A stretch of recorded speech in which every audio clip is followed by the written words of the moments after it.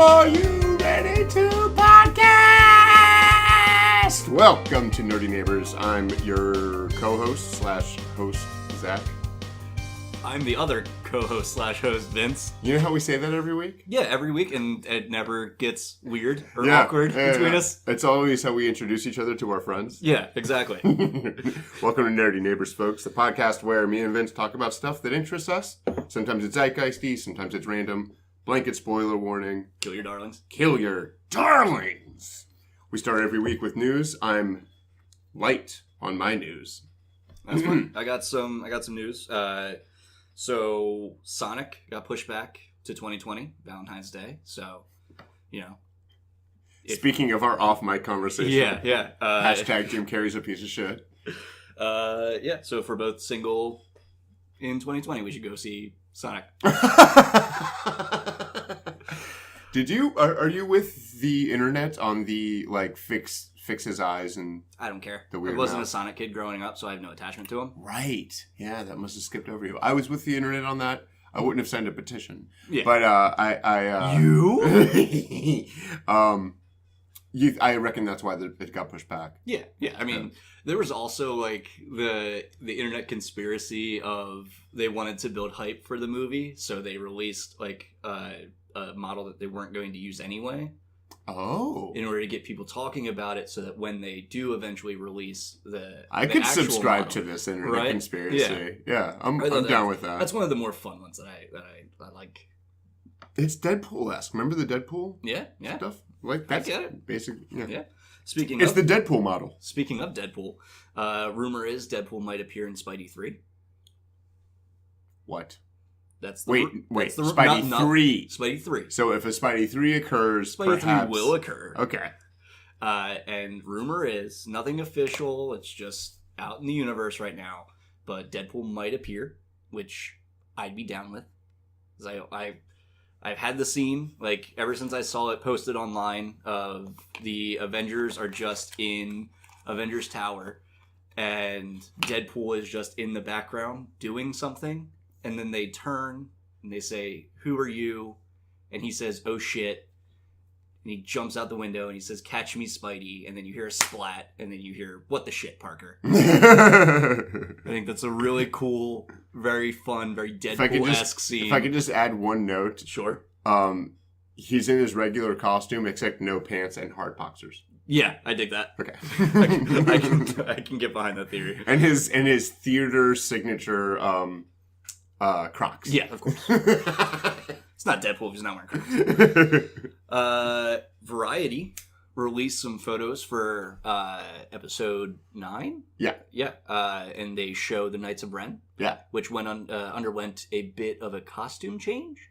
So instead of it being like the same figures that we got drenched in rain in The Force Awakens, it's more individualized for each one. I actually have a picture I can show you. I read the whole article and gotcha. I was really into it. We mentioned it off mic last show, but the only guy, my eye is always drawn to is the Final Fantasy sword guy. Yeah, the Buster Sword dude. Same. That's exactly where my eyes went. I was like, okay, screw these other guys. That guy's got a spear, and that guy's got a flamethrower. And then there's Cloud Strife. That seems to be some kind of Texas Chainsaw guy. There's a guy who I swear I think he has some kind of chainsaw. Yeah. It looks like a chainsaw sword or something. I'm not saying... It looks like a Lancer from Gears of War. Yes. Yeah. That's exactly what it looks like. Yeah. Thank you. No worries. But yeah, I'm looking forward to that. It's gonna be... Like, we keep saying, like, this is going to be the most ambiguous trilogy of all. People will be arguing about this. Exactly, yeah. Forever. Yeah, you have, like, the original series, which everybody remembers fondly. You have the prequel series, which everybody likes to say that they hate. And then you're going to have this one where people are divided. Well, the ambiguity of and then you get the Weiss and Benioff one, which everybody will also not like. Oh, boy. We'll see. We'll see. Holding out hope. The ambiguity of the original trilogy was incredibly based on just the stuff that you saw referenced. Right. Every now and then. There's a Senate. There were Jedi and all that. Senate. I know you are, buddy. He's always telling me, folks. Last night at 2:00 in the morning, I woke up, I had the text message. It was Vince, and it just said, "I am the Senate." And the fact that you didn't respond is treason. Because I know. But like the ambiguity of that was just the neat references in the script. Yeah. That we could all imagine about until the prequels happened. No matter how you feel about them. Yeah. You didn't have to imagine. I love the aesthetic of those prequels. I say it every time. Yeah. Like, I love the Renaissance. I'm 100% behind it. Like, I mean, besides like the obvious green screen stuff, like, I mean, there are certain things that could be done better. Sure. Yeah, some of that stuff is super forgiving. Yeah, some of that stuff is incredibly forgivable too, because of like the sheen he was trying to get. I understand, especially like visually, what he wanted. It's he's not an actor's director. Anywho, what else you got? So I'm trying to find the name. Ray Fisher and Ezra Miller's contracts with Warner Brothers are coming to an end, which means that we might not get our Flash and Cyborg solo movies that everybody's pining for. Yeah. Well, I mean, like the Flash movie had legs at one point, but then it kept shedding. I see what you did there. Yeah. But then it kept shedding directors and writers, and then Ezra Miller was writing it with Grant Morrison. Do you remember? And then that's not going to happen. We talked on Pod about the weird marketing too, because we looked at the poster. Yeah, and it was Batman in the Flashpoint costume. Yeah. Yeah. Whatever. I kind of feel like that's a dodged bullet. And also, it's a we'll see. Yeah, exactly. Like, you literally, like, that news was the tide might be turning. Right. Like, yeah. But, I mean, after we got stuff like Aquaman and Shazam, which are both heralded as great things, and then you have Doom Patrol, which has got nothing but raving reviews, and Swamp Thing looks awesome coming out. So, it really looked like they were taking a turn towards giving the fans what they're looking for. And it's kind of a bummer. It's always like, not to mention, like, the Flash is such a fun character. Do you know how, like, I think it was Coppola who would always go, no, it's Scorsese who says one for them and one for me. Yep. It's like DC movies go one for them and one for I don't know. Yeah. Not me, not the box office, not the critics. Oh well. And then the last little bit of news I got is the Young Picard teaser dropped. Oh, Jesus, man. So you got Sir Patrick Stewart, backwards hat, skateboarding through an orchard. That's not what happened. And by the way, You're right, it's a hoverboard. I'm sorry. It's not. Gosh darn it. That trailer dropping has locked in your homework for this evening, by the way. Okay. Yeah. Gotcha. Because I need you to know why that takes place on vineyard and all that kind of stuff. Yeah. Or what do you... Vineyard. Vineyard. Yeah. Wow. I mean... I wasn't gonna point it out. We also wanted... I personally want to know, as just a member of society, why I cannot buy a bottle of Chateau Picard. Oh, you will be able to. I know. Yeah, as soon as it drops, that they're going to do like a whole marketing Seems thing. like that should have been a thing by now. Yeah. But, I mean, the aesthetics of it look like it's going to be closer to Next Gen than Discovery, which... Absolutely. Well, Discovery takes place 300 years prior. And also, like, you need to understand they did this massive Deus Ex Machina, which they either were always planning to do or they lost at us. Right. Where, at the end of this last season...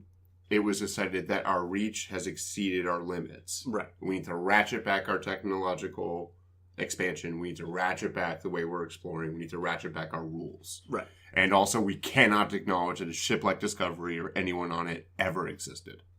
Gotcha. And they went 900 years in the future, which is 500 years further than we've ever seen in the Star Trek universe. Gotcha.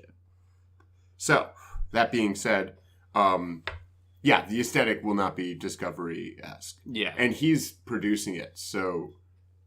Like, that guy, not so much that guy is Star Trek, but, like, he definitely has a stylistic, especially after those films. Mm-hmm. And the guy who plays number one, Jonathan Frakes, is a director and directs lots of things and ends up directing a lot of Star Trek-y things. Gotcha. And he's in a lot of those production rooms and stuff, probably making sure, probably just like keeping the next gen spirit alive, Yeah, I dig it. That cast is infamous for like loving the hell out of each other and for just there's no being like bros. Yeah, there's no drama story. They make fun of DS9 a lot because there's a lot of like backstabby. No, a lot of sleeping around, and there was a pregnancy. Ooh, the guy who plays the doctor got the commander lady pregnant, and he was also sleeping around a lot. And they call the next gen cast calls it Deep Throat 9. Nice, yes. solid, solid jokes. And their cast was not like that at all. Okay, and just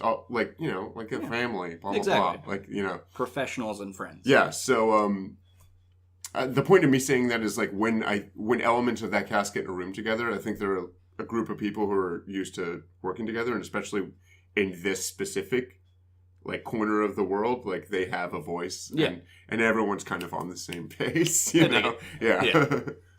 So, do you have an idea of like what you want this to be? I want it to be a tour de force of Patrick Stewart playing this character who I admire greatly. Yeah, and want to be my dad. Is there any like specific beats that you want to touch on? No. You just want no. You just want to take it as it comes. Yeah, I already know vaguely it's going to be what it's going to be about. It's going to be about the destruction of Romulus and what that means for his legacy, and probably some specific thing, some that happens. But I want his dog to become a Borg. He doesn't have a dog. Well, get a dog. We don't know yet. Exactly. I guess. But no, I just really, really can't wait to see him playing this guy again, and especially in a way that isn't a film that needs to follow a specific kind of structure. Yeah. I get it. Like in a way where we can really indulge in like the Picardness of it all. I gotcha. Yeah. And like the thing I'm almost just not two steps away from masturbation. Yes, that's all I want. I get it. And the thing I'm almost not looking forward to is cameos. Okay. Is Will Wheaton inevitably showing up? And I told you that people tell me I look like him, right? I don't see that. You're way more Nicolas Cage than Will Wheaton, my friend. I don't know whether that's a compliment or not. No, it is. Okay. Yeah. You want to be Nicolas Cage. You don't want to be... Look me in the eye. Yeah, no, I mean, you nailed it. Gun to your head. Who do you want to be? I mean, yeah. I'll take Nicolas. You don't want to be Will Wheaton, homie. You want to be Ghost Rider. You've never been more right about anything. I'm not looking forward to the nods. Right. I'm worried they won't play those well, but we'll see. Yeah, exactly. Yeah. So, no specific hopes. Couple of concerns. just the right amount of That being said, that teaser made me tear up. Yeah, I can see that. Yeah. It was very artsy. Yeah, I can see that getting to you. Well, like the memories and the stuff. Yes. And just And it's like the concept of that guy losing faith in that establishment is mind blowing. Not to be too nerdy. I get it. Do you think that's how it's going to go? That's what we're presented with, and I think the destruction of Romulus and if people weren't necessarily listening to him, and the disappearance of Admiral, excuse me, Admiral Akbar. No, of Spock. Like Spock disappears, Romulus blows up. He tries to do a rescue that maybe doesn't go that well. Maybe because someone shit the bed. Not him. It's his dog. Vince, you asked me these questions. That's all I have for news. Yeah. All right. So, Zach, what are we doing today? We're doing, we're going to have a rumble, my friend. We're going to do some weird, specific Vince and Zack nerdy shit. We kicked around some names for this segment. Yep. We had a meeting for once. We did. We really did. We don't have those that often. It was informal. And we thought comic combat, and then we said, ooh, that's a bad idea. Yeah, and then we thought, how about Kill Country? And then we thought, what is this, 1999? No, it's 20 years later. Kill Country for X-Men. I feel like Kill Country might already be a thing, which might have been one of the reasons why we walked away from it. Makes sense. Because both of us went, that sounds familiar. Yeah.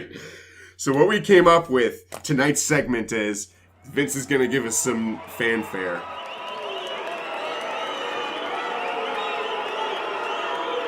Nerdy Nemesis. So we're gonna come up with, Vince has an algorithm. That was almost a word. He has an algorithm. Yep. Um, I got it from a vineyard. So basically, there's a generator that we have that will give us a random Marvel or superhero or DC superhero. Yeah. And we're going to pit them in pitched combat That's against each the other. go rhythm part. A guy named Al came up with it. Yeah. It's an algorithm. Al's go rhythm. Hey-oh, now we're talking. Yeah. But since this is a newer segment and it's kind of outside of our normal purview, if you have any notes or anything like that you would like us to, consider if we do this topic again, please feel free to reach out to us at nerdy_pod. There's the plug. Ooh, nice. Do what I can. We'll try to keep this fun. That's the whole idea of it. We know that there's a bunch of places you can actually watch things like this, but this might be... Exactly. Yeah, this might be kind This of... is just our thing. Like, yeah. Whatever. If it ain't your thing, a lot of people are enjoying the end. No, let's not undersell it. Let's not undersell it. This might be hilarious. I agree. To listen to I think nerds that there are argue going about to be this. some of these some of these random generators are pretty funny. So, getting right into it. So, do you want to start off with a Marvel vs. DC? Yeah. Okay. All right. So let's randomly generate, and we'll grab the first one. So on the DC side, we have Captain Marvel. Ooh, okay. Okay. Shazam, we're talking? Shazam. Yep. Okay. I'm writing Shazam. Sure thing. And then on the Marvel side, we have Wanda Maximoff. Okay. We got an easy one. Yeah. Obviously Shazam. No. Yeah, I know. No. I get it. Oh.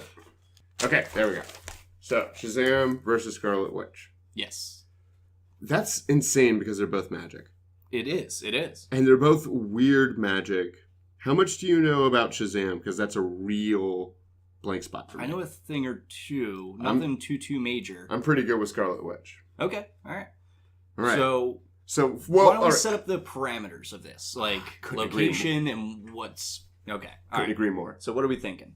So should we be like magnanimous gods and try to pick something there where they might more than likely both be? Or should we be, hilarious for our own entertainment, Zeus type gods? I think the second one. The second one? Okay. Let's put them on the moon. Okay. Bingo. First thought, best thought. All right, so they're on the moon, but we'll do like blue moon atmosphere type of thing. Yeah. Like via the X-Men. Sure. So they can breathe and stuff. Let's say they're on like a cratery area of the moon. Yeah. Like not quite Grand Canyon, but not. Can't. Okay. Couldn't discern whether or not. Regardless of the factor. So where do you stand on gravity? Not to get too bogged down in the details. Well, I mean, I don't really think gravity is a huge factor. Exactly. They can both fly. Okay, so they're on the moon. Yeah. They're fighting each other. I think Scarlet Witch probably hits first. Okay, so... Yeah, she definitely hits first. So the whole deal with her, then, would be, I can't let this guy punch me. Right. So I think that Shazam might actually have a couple of features that would make him pretty powerful against an opponent like Wanda. Right. Because Wanda's main ability is obviously magic. Like, she has universe-altering, reality-bending magic. Yeah. Thing about Shazam is he's got, the speed of Mercury, the invulnerability, or the endurance of Achilles. He's got the strength of Hercules, and he's also got the wisdom of Solomon. King Solomon. Yeah. Also, I don't know if I would say King Solomon's that wise. Right. He came up with that baby thing once, haven't heard a thing since. Biblical references with Vince and Zack. Yeah. So, how do you think that would help?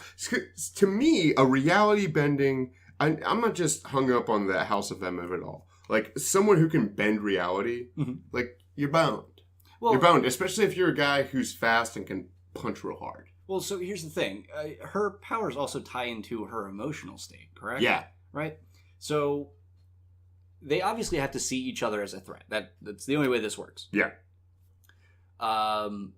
And I would say that they would go at each other in the way that they normally do in an effort to subdue an opponent.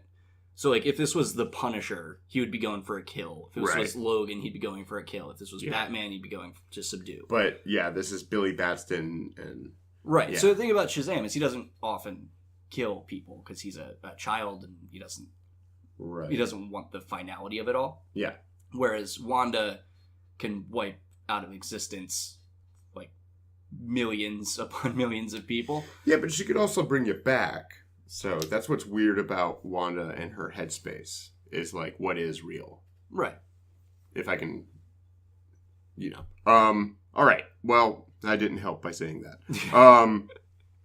I would think, I would still think, all right, so, like, let's say that, like, me and you are, like, some kind of, evil gods in this situation, and they're aware that they're being pitted against each other for entertainment's sake. Okay. So both of them are not going to be too bloodthirsty.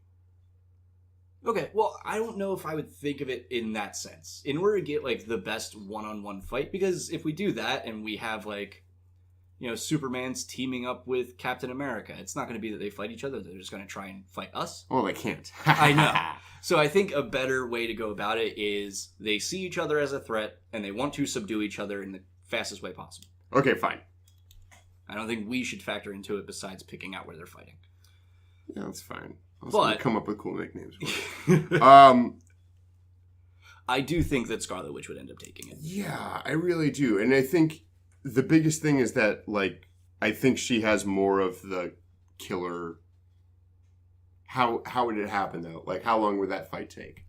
Well, Billy would fly at her immediately? I think that if they saw each other as a threat... They talk shit to each other maybe a little. I think it would be more so Billy poking fun, but, like... trying to also be respectful. I don't want to hit a girl, that kind of crap. Yeah, I think so. Mm-hmm. And then she would hit him, and he'd be like, well, maybe this once. And then he would fly at her. But I don't think that he's not fast enough. Is she going to do some Green Lantern, put up a brick wall thing? Or is she going to do some kind of, like, play with your fears, all of the movie thing? Well, yeah, I mean, we do have to pick out which version that he is going up against. Because if it's the comic version, that's an easy sweep. No, I don't want to get too bogged down in that. Let's just think comic version. Okay, all right. I think that's a better way to go about it. But the, like, mechanics of it I'm a little interested in. Because sometimes, it depends on who's writing her, but sometimes she is a little Green Lantern-y. I got you. It's a little like, I thought of this! Do you want to pick them at their highest point? No, I just want to, like, work out, like, so Billy's flying at her, and I'm the Scarlet Witch, and I'm going to kick this guy's ass. Sure. And, like, do you see, like, what would be more fun? Like, a brick wall type thing? Or, like, she does, like psionic power type of, like, just smashes him down on the ground. We see, like, little red energy things that just stop him. And he's like, what the what? Yeah, and then, I like the idea of, bam! Just chains come out of the moon's surface and wrap around him and smack him. Yes! Yeah. All right. I think that he would say uncle before. Right. And then, bang. That's the end of our Shazam Scarlet Witch. Yeah. Love it. All right. So moving right along. So that song has become a meme recently. Really? Yeah. Oh. And it's been stuck in my head. Okay. So it's the best joke ever written. Here, do you want to pull up one of the generators on yours and you can generate while I generate? Oh, sure. I think that might help things move along a little. All right. So I sent you the Marvel generator. I had the DC generator. So we will generate, and then we can just pick the first option. You're supposed to put 1, right? What? 1 for the number of people. Oh, I've just been generating with the 6, but I can generate 1. That's fine. Okay, I just got 1. Sure. All right, let's see who I get. All right. All right. Who you got? The Marvel champion is Ghost Rider! I think this again is going to be pretty one-sided. Oh, Jesus. Why? Who do you got? He's going up against Catwoman. Oh, jeez. Yes.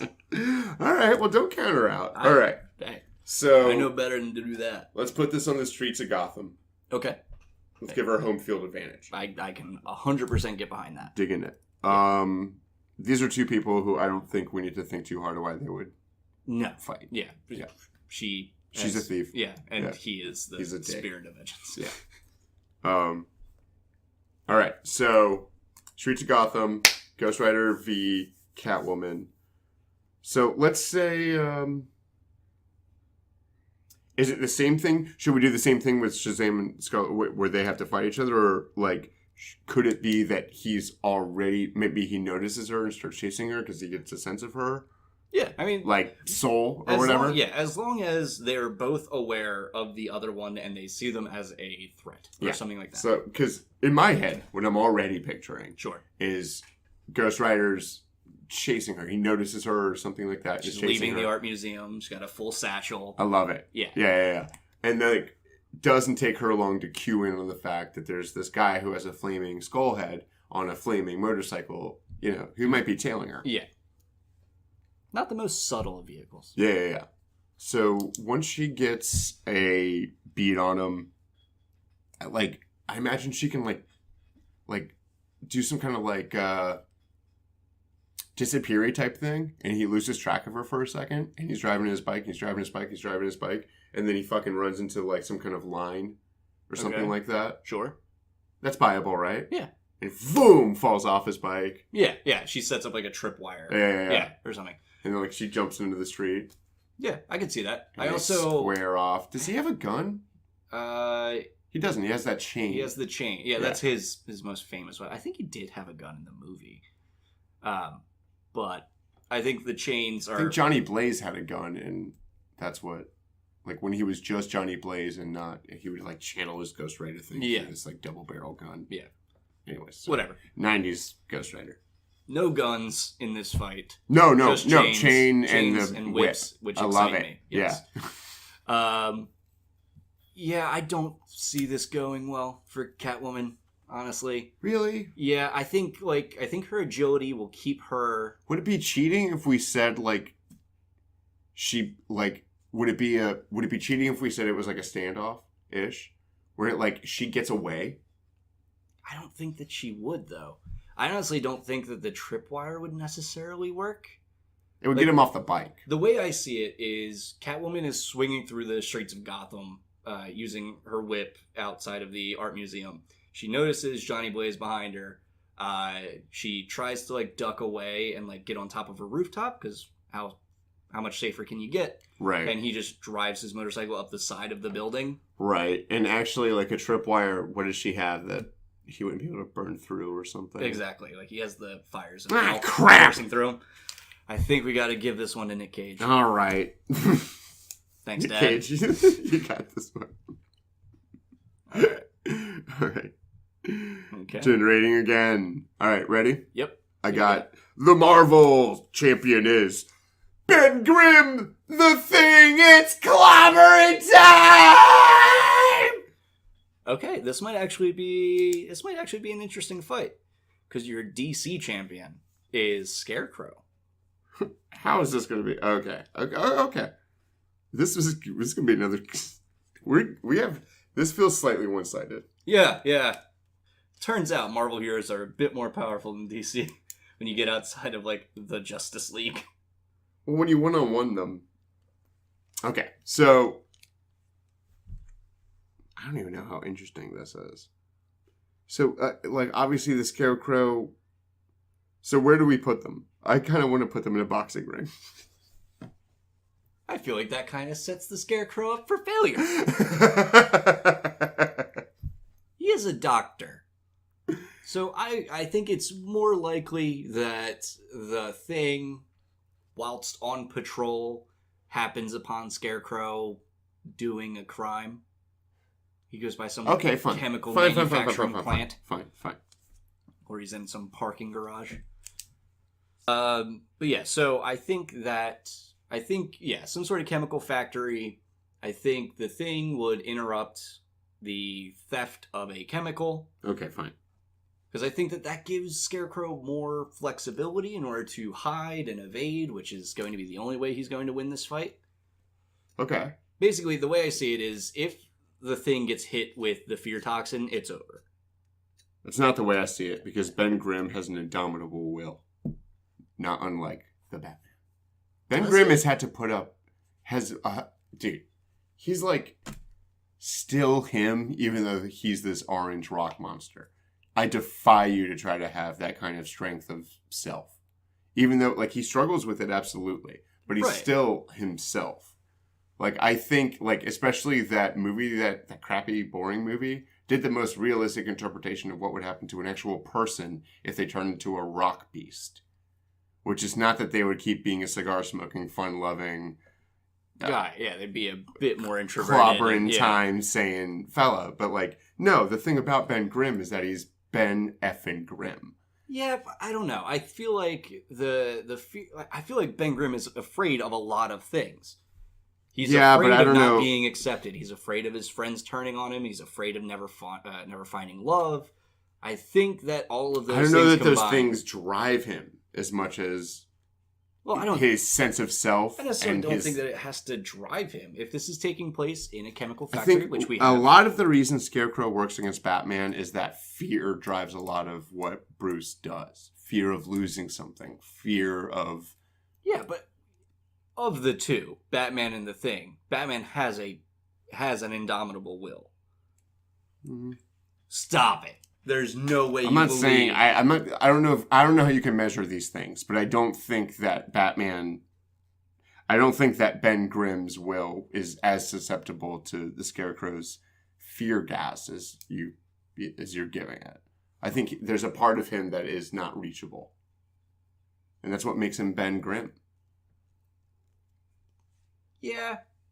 I could see that. There's a part of him that's not I'm saying, like, especially in, like, here, like, here's how Scarecrow could win this fight, is if he had goons. If he had goons and he could really, like, but, like, you know, eventually Ben Grimm is going to go, like, I'm Ben Grimm, I'm my Aunt Petunia's blue-eyed, you know. Right. Like, it's clobbering time, baby. Like, he's taking the Scarecrow. I wave the flag. Let's generate another one. Let's go into it. Yeah. Oh, man. We should each have... Let's see if this one really doesn't make sense. Okay. All right. You go first. Give me 1 second. Just got to pull it up. All right. I got the Martian Manhunter. That's a big one. Mine's the Black Panther. Okay. Now this is a fight I would love to see. Now we're talking. This is going to be a tough one to figure out. Okay. You got a sample I'm writing, yeah. Where is this taking place? I mean, it's got to be like a deserty type place. They're both from... Well, I don't want it to be too hot. Because then we're giving Okay. I'm thinking like the jungles of Wakanda. Oh, I was going to go... Let's put them on like the plains of Ireland. Sure. The Rolling Dairy. You put them in the jungle, Black Panther has a bit of an advantage. Yeah, I can see that. Okay. So, I'm writing Irish plains. Thank you. Off of the Irish Spring. I'm documenting this, baby. All right, so... so snap decision. Who do you think has the lead in the beginning? Martian Manhunter. I 100% agree with you. Yeah. I honestly see this fight as... I think it would go Martian Manhunter winning it first. Black Panther... Taking measure of him. Taking a measure, yeah. Planning a defense, plotting out the defense, enacting the defense, and then the Martian Manhunter comes up with another superpower. Yeah. Yeah, I think that's just how it goes. It's just always he does one thing and darn just it, man. stays there's no argument here. Even though it would seem like Act 1 seems like he's winning. Act 2, Black Panther came up with something that cannot be defeated. Yeah, he breaks out his shadow physics or whatever. Yeah. Act 3 turns out it can be. Yeah, exactly. That's how it works on Mars. Yeah. Yeah, I'm thinking that's the way it is. All right. Let's do one more of these and sure. Move on. I got Quicksilver. I got Cyborg. We're going to disagree on this one. I think so. All right, so where are they?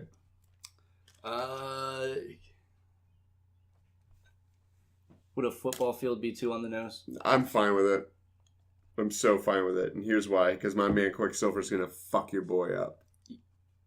Outrageous. Nope. Outrageous that you would think fuck that. Your boy up. You're especially insane. He's going to do it on his home turf. You're actually crazy. I'm not. Get out of here. Why is Cyborg going to win this fight? Because he has self-advancing technology. What does that fucking mean for a guy who can take you apart? You know, he barely eats because he doesn't make waste. Right. Like but that's not the way speed works. No, his metabolism, it has nothing to do with his speed. I'm just saying, like, the guy is fascinating. And hold on, the guy full of alien technology. Bah. Okay, sure. Yeah, definitely. Right, bah. That's it. My man's gonna take your guy apart, like before he can blink an eye. Not a single way. I'm not talking NVIDIA graphics card cyborg that we got in Justice League. I am talking Victor Mother Heckin' Stone, dog. No. There's no way. There's no way you could think that. This guy's the son of Magneto. You can't. What does that mean? It means, like, he's got a chip on his shoulder, and also they're worst track record. They're hard to kill. And the worst track record. He's got an okay track record. He's got a terrible track record. He was an Avenger for a long time, and then he was on X Factor for a while. It depends on which Avengers you're talking about, because in the movie, he was an Avenger for all 12 seconds. Well, yeah, that's fine. In comic books, he was an Avenger for 30 years. Sure. That's fine. Victor Stone, no. Cyborg. Here's what's going to happen. Quicksilver's going to run straight at him, and Cyborg's going to be like, oh, I see what's going on here, and try to shoot him. Nope, Serpentine. He's going to start running around him in circles. Cyborg's going to be like, I know what to do here. Locks onto him, shoots him. Quicksilver's like, oh, crap, he hit me. Quicksilver gets back up, is like, my knee, and like kind of looks at it, heals it, and is like, that pissed me off, and then takes him apart. Yeah, you're right. Cyborg is just going to sit there while he's healing his knee and just... That doesn't take that long for him, dude. 2 words. Booyah. I don't know what that means. Mother Hecker. Teen Titans. Booyah. I didn't really watch that show. Missed out. But, okay. Let's say Pietro. Petey. I'm going to call him Petey. Let's say Petey takes apart Cyborg. Mm-hmm. Each individual part of Cyborg is still able to act. So you take off his arm, sure, but now you're fighting against the majority of Cyborg and then a cannon. The more you disassemble him, the more things you are fighting. Fine. Don't find me. You might be right about this one. But I had to give you Martian Manhunter last time, too. Oh, yeah. I forgot all the times that I won with Catwoman and Shazam. No, I know. I like Quicksilver. I like Quicksilver, too. All right, fine. Cyborg wins this fight because of stupid logic. All right. That was Nerdy Nemesis. Unless you want to do what we were talking about, Airbud versus Crypto. It's ridiculous. There's nothing in the rule book that says we can't. Moving on. You guys can let us know who wins Airbud versus Crypto.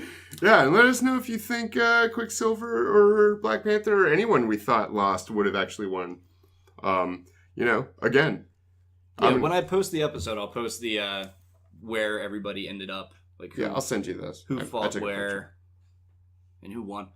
Okay, so from there, we can go directly into nerdy things we did this week, or do you want to touch on homework first? Let's do nerdy things we did this week, because that's going to be kind of late for me. Okay. No, it's not going to be that late. Holy crap. I was about to say, you said. Yeah. You I've been reading comics. Yeah, I was about to say. I got my... Start us off, man. My Spider-Man wieners all hard. Same. So I read that book, Spider-Men, which I really wish I read before Into the Spider-Verse. Excuse me, not really wish. I wish I had read before Spider-Verse. I keep calling it Into the Spider-Verse. That's fine. Reading this made me kind of think Spider-Verse isn't as good. I'm going to read it again. But Spider-Men is so good. It's Pete runs into... It's the book opens up in glorious classic Spider-Man fashion with just Peter Parker, Spider-Man, webbing around New York, kind of waxing philosophical about how much he loves the city, stopping a bank robbery or some kind of like car robbery. The cops stick him up. Classic part. Yeah. And then he runs. There's this big purple explosion, and of course he goes swinging towards it, and he lands in this factory. And there's this purple kind of energy portal-y looking thing, and it's definitely suspicious and weird. And he turns around, and sure enough, Mysterio is there. We all know Mysterio. He's that hacky actor guy who couldn't make it and became a supervillain. Yeah. And then turned to a life of crime. But this guy seems to have some kind of other weird hang-up with Spider-Man. He seems to be a little bit more murderous and slightly more serious. And he's like, or like initially just tries hitting Pete on the head with a lead pipe. Which is not classic Mysterio action, but this guy is wearing all the trappings of Mysterio. Right. Kicks Pete into a portal, and turns out this was Ultimate Mysterio. Ooh, okay. He's broken into 616, nice. And he kicks Pete into Ultimate, Ultimate Pete, Universe? Yeah. Nice. Pete's in Ultimate New York. There's a goddamn Triskelion in the river. Right.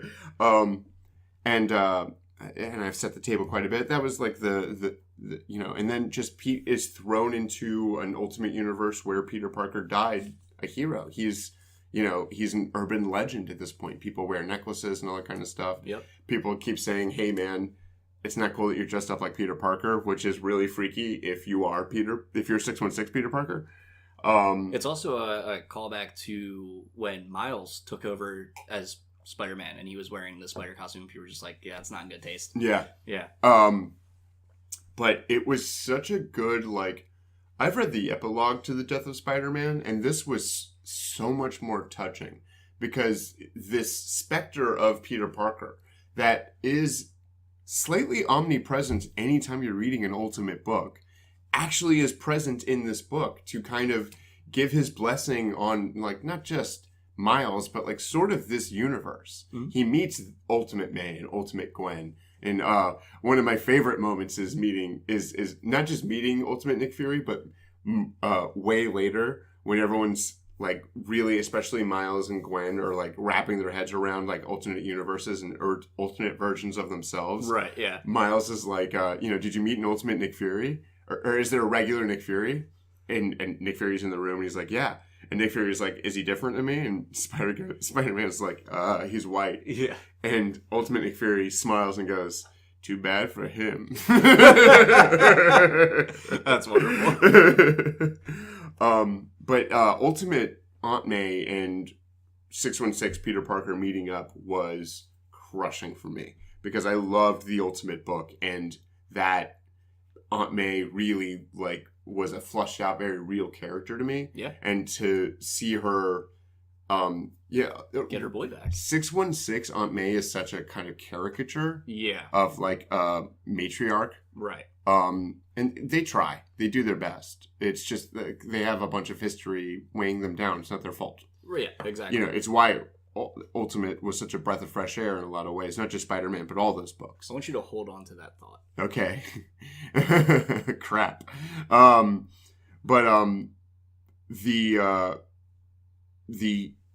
thing that just really worked for me was that emotionally those characters for me are still so relevant in my subconscious. They're just so real.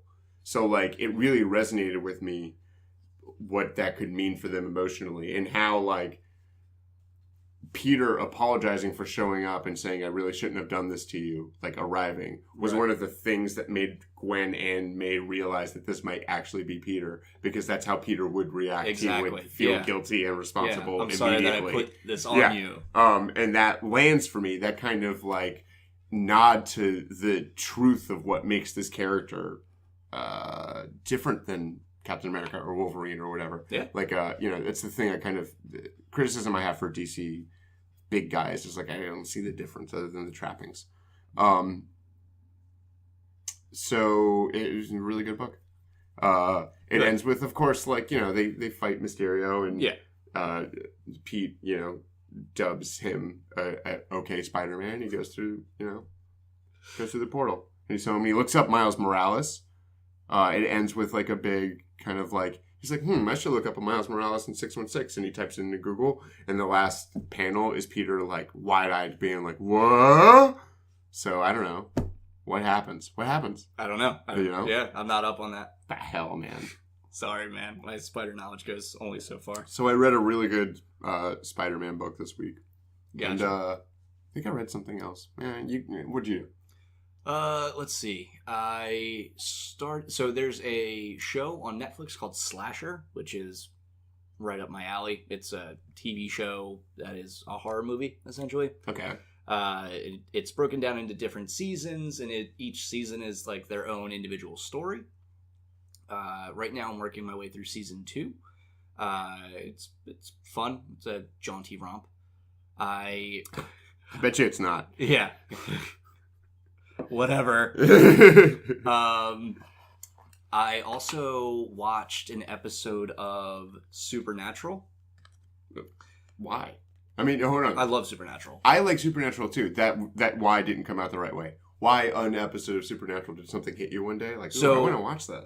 Because that happens to me a lot. So my girlfriend is super into Supernatural. Typical. She loves it. And she saw an episode that kicks off inside of a comic book store. And it features like a gatekeeping nerd and a slasher movie monster. And it's everything up my alley. Yeah. And then I had my girlfriend explain to me what had happened in like the most recent seasons of Supernatural, because I fell off and she has been on. Oh, I could have filled you in. Yeah. Well, I'm abreast. From what she has told me. Yeah. I don't understand how this show could ever end. It's just that there's so many plot hooks that just need to be fulfilled. Well, now they've pissed off God. Yeah, well, and God went, you know what? That's it. I mean, they jump dimensions. They have like Bobby's back. Everything's crazy. What's a different dimension, Bobby? Exactly. Yeah. He's from the dimension where the apocalypse happened. Right. Because Michael took over. Mm-hmm. Yeah. But regardless, it's wild like and X-Men. crazy. Yeah, exactly. Yeah, it's a lot like X-Men. Yeah. In addition to that, I watched the most recent Halloween movie because I was on like that slasher. Remake? Yeah. Not the remake, the most recent one, the one that came out. Halloween, not Friday the 13th. Dude. Yeah. I'm sorry, I was thinking Jason. We're talking Michael Myers. I'm with it. No worries. Mm-hmm. So I watched that. That movie's really good. It's relevant to us because it's two podcasters, right? Yeah, exactly. So it's all the two podcasters. Slipping Laurie Strode $3,000. Yeah. We should maybe switch to a serial killer podcast. We absolutely should not.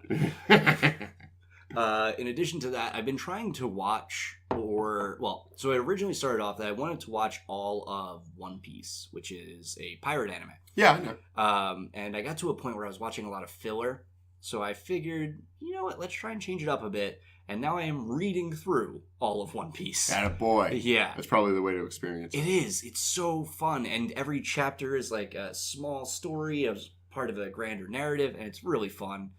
And that's what I've been doing this week. I also played a bit of the world building game that I played with my friends. And how's that going? It's good. Everything's wrapped up with the world. So now it's on my best friend to create the campaign that we're going to play in that takes place in this ridiculous world that we set up. Cool. Yeah, it's so bonkers. Everything about this world is You should record a clip of that one of these days and drop goodness. it in an episode. Yeah, maybe. I'm trying to think. I feel like I had something else. I started playing Star Wars again. I know I read something else. I mean, I read the homework that I gave you, but I knew there was something. Maybe it'll hit me later. Let's do our homework. Sure. All right. Do you want to go first? I'll go first because I don't have much to say. Okay. All right. So I had Castlevania. Yep, the Netflix series. Yeah. And I only watched, believe it or not, the first 2 episodes. But not because I didn't like it. Okay. But because it is super dark. It is very dark. And I've been a little busy and like I wasn't watching it in the best mood. But like crap. that makes it sound really negative. I really think I'm going to dig this show. I also think that you're going to dig this show. They did, like, so the first episode is, like, Dracula and his wife. And Dracula's, like, an okay guy, I guess. Yeah, he's just a dude. And his wife's, like a smart chick. She's a doctor. Yeah. Doctor. And, of course, like, typical, she gets burned at the stake for witchcraft. Yep, because she's using science. Which is heresy. Bums Dracula out, as it would anyone. Yeah, I would say so that far, your wife being burned at the stake would be a kind of a bummer. So far, I'm on Dracula's team, but like what I just said was the first episode. The first episode is like it's not too drawn out because it's half an hour. Yeah, it's pretty quick. You know, they but the animation is it's brutal. Like, it doesn't take, like, you know, they burn her at the stake and you watch that. You watch it happen. And then the next episode we're introduced to anime Jon Snow. He is not Jon Snow. It's the cloak. It's the only reason I'm saying that. Right. I don't know him that well yet. It's the second episode. Okay. You know, he's all hung up. Jon Snow. Well, he's hung up on his family, and he's the last of his line. I'll tell you right now, it is not Jon Snow. He's the last of his line, and he seems to be a little morose. His name's Bellamont. Yeah. Belmont. And like the church shows up. They're like, we wanted you to kill Dracula. He keeps killing people. And the church, they seem like a bunch of dicks. Well, so after Dracula finds out that his wife has been murdered, he says, like, you have 1 year. Yeah. And then after that year, I'm going to kill every human. Yeah. Ever. Yeah. This isn't like, shit, I guess I should have made that clear. Like, time jump. Yeah. Flash forward to, there's this guy, Belmont. Yes. And, like, he's like a Han Solo ne'er-do-well type of guy. Right. He looks like he could take some shit. He's got classic anime scar on his eye. 100%. He's wearing a Jon Snow cloak. He seems morose to me. That is where the connections end. He seems morose to me. He seems like he's kind of hung up on his family and his line and where he stands with that. It's not that I need him to be Jon Snow. It's that I was like, okay. Once you finish the season, maybe. All right, we'll see. But I'm interested. I just like this. It's you guys. You know, if you listen to this now, it's summertime. It's nice days outside and stuff like that. Everything's red. Yeah. Everyone's killing each other. It is. Like, I watched it two is of very them. red. I watched 2 of them and I was like, this is good, but it's it's a Saturday afternoon. I'm gonna go take a jog. Exactly. I could see that. Yeah. Was not thinking of external factors when I gave that to you. Well, you know what? I thought I would shove it into one day. No, it's a good. I'm going to keep watching the show. This is going to be an ongoing thing, probably. And nerdy things I did this week. It's like, I watched Castlevania. Cool, dude. This happened and that happened. We'll touch base. But yeah, this would be a more for me. This is hella specific, but this would be perfect for like when I'm done playing video games and I've had one too many, and I'm ratcheting back and I'm having a water. Yep. Put on Castlevania. I did it. Did you finish Gotham Central? No, I didn't even start it. Okay. Because I got my Spider-Man. I got bit by a radioactive spider, and I got bit by a radioactive comic book. I can't stop reading Spider-Man books. No, because I also was reading Spider-Verse some more. Okay. Yeah. I get it. No, I'm not. Excuse me. I'm just like, man, I've been Spider-Maning for some reason. Yeah. No qualms. So your homework. All right, let's talk about my homework. So you gave me X-Men E is for Extinction? Yes. Yep. The new X-Men? It was Grant Morrison's first run. Exactly. Okay. So, I'm going to need your help. Okay. Because there are I was reading it today and I was like, this book doesn't let you in. There's a lot of questions I have. Yeah. Okay. It doesn't let you in. So, okay. All right. I'm going to go over the notes that I have. And I did these notes as soon as I finished reading the comic. I've got 5 things. Okay, before you get into the 5 things, I have a quick paragraph. Sure. To say. This book is the beginning of the change of X-Men. Right when, if you bought the issue before this issue, the team was, I think, 17 people in incredibly colorful costumes, and everybody was up each other's, like, there was no cohesive stories being told whatsoever. Okay. It wasn't even just an A, B, C. Like, there was like A through E storylines going on. And 9 times out of 10, there would be 3 or 4 pages where everyone's in the same room, either fighting something or like, actually, yeah, fighting something. Okay, I gotcha. So this was like 5 people, no more costumes, 1 story. All right. So here are the notes that I have. First note I have is I didn't feel like there were any stakes. Okay. It's because besides the Sentinels, the Wild Sentinels going to Genosha and wiping out Genosha. Yeah. The other main plot point in the book was Zorn, who has a star in his head. Yeah. And the threat there is that he could wipe out like the Earth. You didn't like that annual? That's such a good book. It's not that I didn't like the annual. It's that there weren't any stakes. So I know that that's not going to happen. I couldn't put myself in a scenario where I thought that it was going to happen. But he was also imprisoned. They had to get him out of the... Like, the stakes were also kind of like, we have to save this mutant. We have to save this person. No, I get that. It's just that, like... I think those were more the stakes you should focus on. Is like, we should get this wrongly imprisoned guy. But even then, I didn't feel like there was any possibility of them not doing it. Well, even after the Ugly John thing, where they try to save that mutant, that guy gets killed in the beginning of the book. Yeah, because I have my own hangups about that whole thing. We'll get to that, I promise. Okay. But Cyclops, who was the leader of the team, sent to go rescue Zorn, it never felt like he thought that they would lose.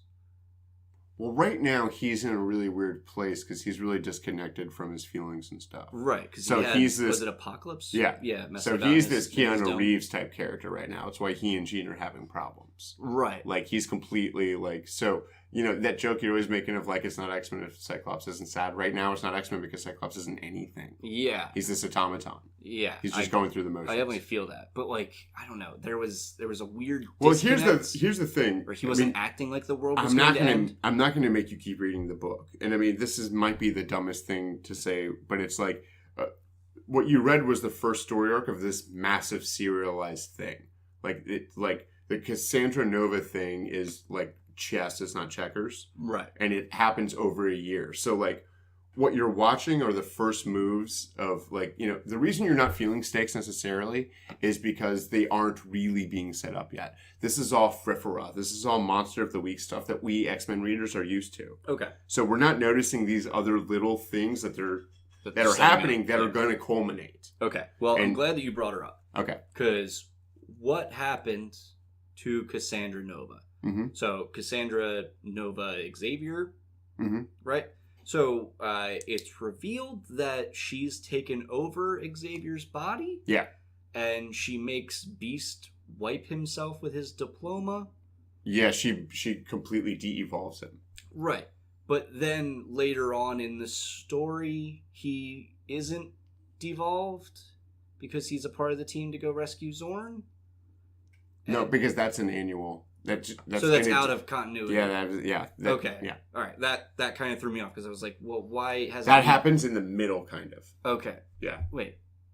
What? That annual. If you were reading that in order, right? The annual kind of happens before Cassandra Nova takes over Xavier's body, I think.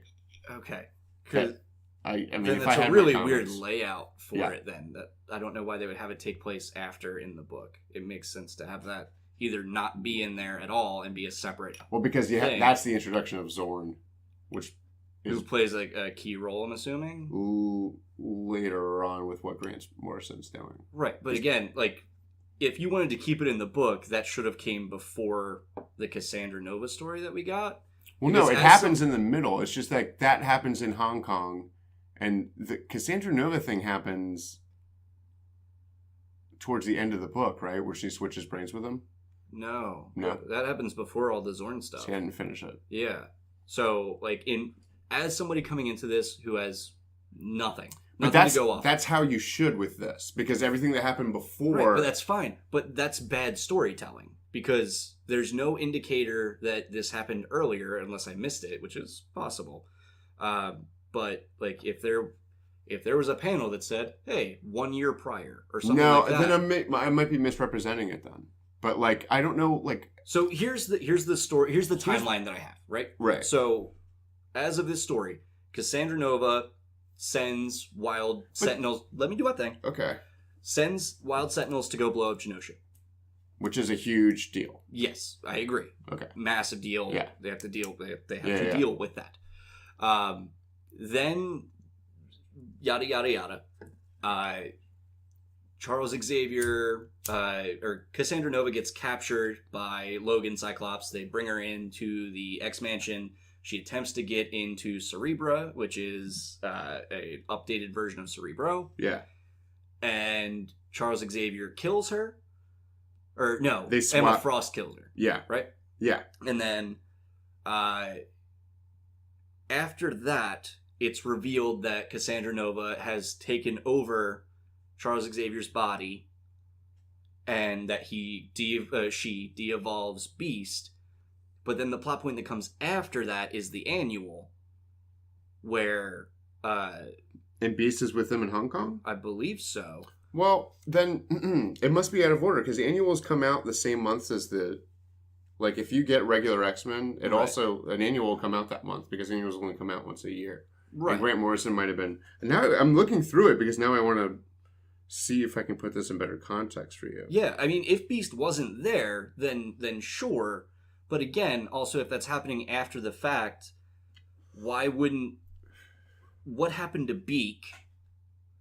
And why wouldn't he tell anybody else, like, hey, you know... I mean, you're really hung up on the Zorn thing. That Zorn thing isn't... I don't care about the Zorn thing. It's that an Zorn annual. Thing happened. I don't know, like, but where it happens in the timeline. If it's a part of the timeline, and it doesn't happen... technically. And it doesn't happen before Beast gets de-evolved. But this is like the Spider-Verse thing, where, like, they put it in a weird place in the book. Right. But Beast again, gets de-evolved for a while. For somebody coming into this with no knowledge, if you're reading it in order, it just doesn't make sense. Yeah, but that's what happened with me in Spider-Verse. I had to figure it out for myself. Right, which but I there did. was still like a cohesive story. No, they would get rid of characters, and then they would be back in the story, and it turns out in page 400 you can read that story. I don't know, man. That's exactly what happened in Spider-Verse. That's what I kept saying was like, didn't make sense. Why would you get rid of Silk and then have her come back and be like, I found this radioactive planet. And then once you finish the Spider-Verse thing, that's the comic of her finding the radioactive planet. That happens. Right. Like that, she leaves and comes back in pages 238 and 239. And then in pages 400 through 490 or 400 through 427 is that story. It's like, why didn't you put that there? Right. Okay. So that's what I'm saying is like you have to do that work on your own. If Beast is there and he's not de-evolved, it's like, oh, okay, this didn't happen then. They put it in a weird place. Okay. And also, if you're reading the actual graphic novel, like which we're not, we're doing this digital comic thing. Who knows what kind of wonky thing happens? Because like if I gave you the physical comics, I would actually look at the dates that they came out, right, so I could give it to you in sequential order. But like, I don't know why I can't find it. Here, let's see. I should have it up on my list. Yeah, here we go. You only have like 2 X-Men books. That gets me to my other point, which is I don't think I like X-Men. But why? As much as it pains you. There's such a bar to entry with X-Men. How? Okay, so... I can't find it. We talked about Supernatural. Supernatural is very much like X-Men. It is a crazy world with characters that go off and do their own thing, and you know, a bunch of stuff is happening. But I got into Supernatural, like, first floor. So I was able to follow along with these characters and know these characters.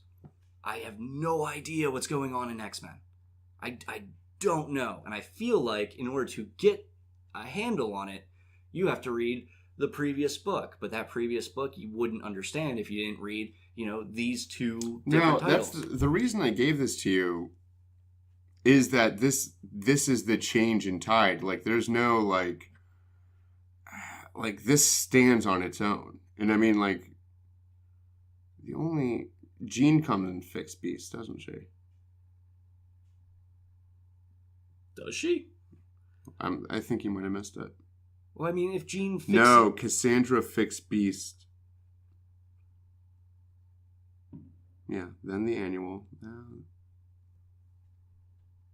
There's the Beast. Man, this annual's so good. And it's implied that Wolverine and Domino have sex. Yeah. Primal, no strings attached. Yeah. Yeah, so, okay. So, page 85. I guess I see what you're saying. Beast gets devolved. No, I'm looking at it. And then he's in the annual. And Yeah. Scott So I'm like... fixes Zorn. Yeah, I'd have to read the next book to be able to explain how that makes sense in any way. Right. But because I haven't read this in a while, I think like the next book is like it's revealed because it's Grant Morrison, like, and it's all like Cloak and Dagger stuff. So it's revealed that like Cassandra Nova just did that afternoon, like because she's like a psychopath. Yeah, yeah, and like Beast has no memory of it. She fixed him. Right. I mean, and like now, like they just have that would have been a good thing to have before the annual. Where they shouldn't have put the annual in there, but I have a feeling the annual is what happens next, and then in the beginning of the next book, there's this guy Zorn teaching a class there. Okay. So it would probably you'd be going, who's Zorn? Why do I care about him? And then in the next issue, they have the thing where they introduce Zorn. Yeah, I feel like you could have slotted that in with something that would take place beforehand. No, I mean, like, your problem is that, like, comics are the medium that they are. That's honestly, like, your problem is that, like, no, I needed to know what happened with Beast. Why is he there? And it's like, well, honestly, what happened was... I have the same questions about Beast. What happened was, in the regular new X-Men book, they answered that question, and this is an annual. Right, but what I'm saying is, would this comic not have been more coherent if the annual took place before the Cassandra Nova story? We got to stop talking about this, but what I'm saying is, this is what I said to you last week about Spider-Verse, and it was fine. Right. I don't know. Maybe I like Spider-Verse more than I like X-Men, so I'm like, more that's what I'm saying, is like when you go, okay, yeah, because it's comics, man. Like, it was a different one. That's how they ordered the book. Yeah, man, it's comics. It was a different one. That's how they ordered the book. Right, but I can... When you're talking about the Silk thing happening on the radioactive world... I can do that with a bunch of things. Right, but what that book. I'm just saying, like, when you're talking about the Silk thing, I can think to myself, okay, they have to touch on this main plot that's a branching plot. So she goes off and she goes to the radioactive world. And then 200 pages later, we're seeing her story, but it's taking place at I understand how dramatically the last thing you saw was Beast was turned into a monster and he beat that kid with a bat, and then in the next issue they're in Hong Kong and everything's fine. Right. Yeah. Because of the order that graphic novel put it in. Yeah. Yeah.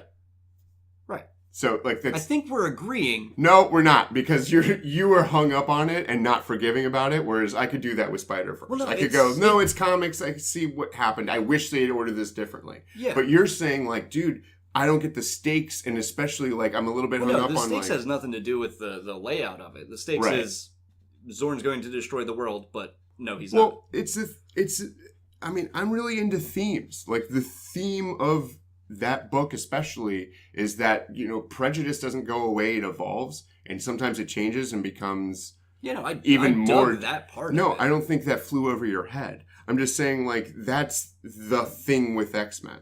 And, like, you know, also, like, Wolverine's a badass. Scott is a Boy Scout. You know, Jean is a free spirit. Emma is a debutante. And Hank is a, like, you know, and if, like, and especially, like, you know, of course for me, I'm thinking to myself, oh, Jean and Hank and Scott have known each other since they were teenagers. And, you know, Wolverine's the new school, the new generation who's always been, like, the spoke in the wheels. And Emma's, like, the new. Like, so I can appreciate the dynamics going on there. I feel like... Even today when I was reading the book, that's there. But, like, I guess it wasn't for you. Like, I feel like even reading the book, it's like, you know, they are going out, like, the dialogue is very realistic with, like, you know, when Hank and Jean are talking right after that first meeting, and Hank's like, you know, what's going on with you and Scott? She's like, dude, I already know what you're going to say, not just because I'm psychic. Right. Scott saw Jean kiss Logan, right? Yeah. Okay. Just want to make sure, because they cut to them looking at the Shi'ar ship, so I was like, that happens all the time, and he's in a really weird place right now. Yeah. Kind of feel bad for him. Well, he's like falling out of love with Jean. Yeah, I see. Like, you see the strings. It's right now. He thinks it's like, oh, I'm detached, but like what's actually happening is a marriage is falling apart. Yeah. Okay. Like for completely organic reasons. Like they're just two different people. They got married when they were kids. That'll do it. Yeah, I won't suggest any more to you. I would, if you like, this book is so good and it gets way better, but yeah, I don't know. I mean, I might continue to give it a try. It's no, just you like, won't.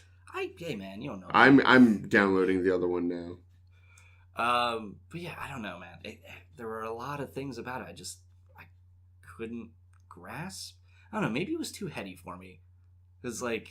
That was the other thing that blew my mind about it when it came out, was like, oh my god, they really changed X-Men into like a very, like, not just existential, but like really politically charged book. Like it's saying something.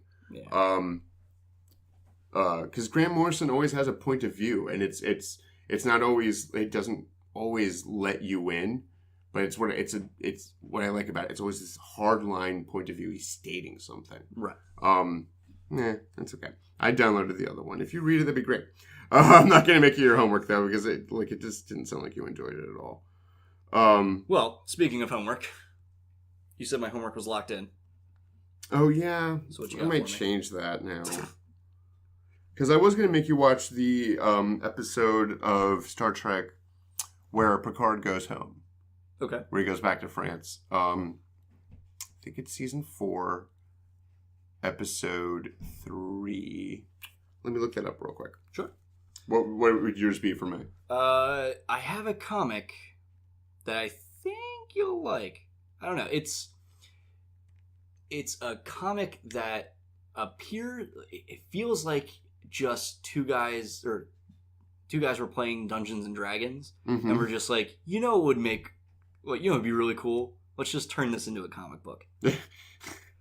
So the comic I have for you is Skull Kickers. Okay. I think I've seen that in your thingy. Yeah. It's fun. It's a romp, and not like Vince's definition of a romp. It is an actual romp. It's very fun. I forgot about the B and C stories in this episode, which might be fun to talk about. Okay, yeah. Season 4, episode 2. The episode is called Family. Okay. Next Generation. Gotcha. The context I feel compelled to give you, even though they might do it previously on or something like that, is this is the episode right after he is exorcised of the Borg infection. Gotcha. Hive mind. Yeah. Slightly married to that. If you read some X-Men, I'd love to talk about that. This arc is good. It really is really good. It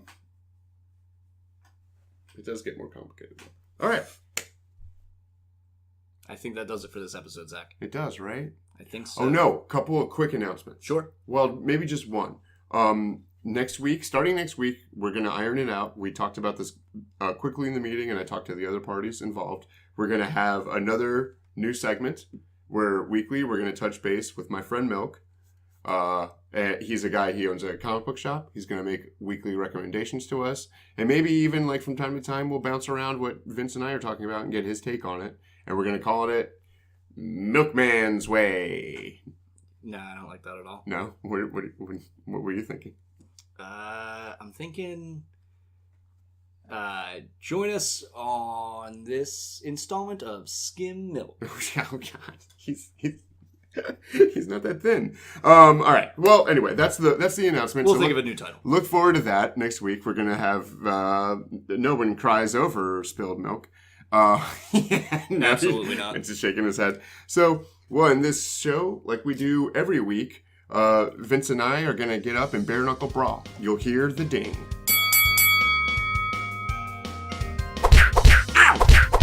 Dude! Stop! Ow!